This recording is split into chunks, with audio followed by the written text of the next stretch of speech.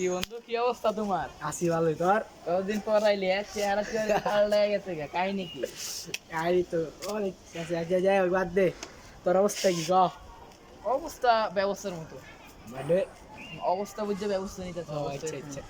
এখন বন্ধু তোর একটা কথা কইতাম। না কইস না। আরে ওটা কই? শ্যামা কইতাছিলেন কি অনেক খিদা লাগছে বুঝছস, কিছু খামু। তোর খিদা লাগছে না, আমি কি করবো? আরে ওটা এরকম কথা বলি, আয় কিছু খাই। কি খাবি তুই? হ্যাঁ, পকেটে তো টাকাও নাই, তোর কাছে আছে থাকলে খাওয়া। কইছস ঠিক আছে, ছায়া তো কোনো গাছও দেখতেছি না বাবা। ওই অনেক আম গাছ আছে, লো আম খাই। আম যে খাবি, আম গাছে তোমার বাপে লাগাইছে হয়ে গেছে। এখন তুই তার আম গাছ এমন করলি মামা, মনে থাকবো। তুই তার আমলা থাক, আমি গেলাম। এবারে তারা করে খাওয়াবো। আরে মামা যাইস না, কানের লেগে আসতো না, বন্ধু গেল কেন, আম দিয়ে কি আমি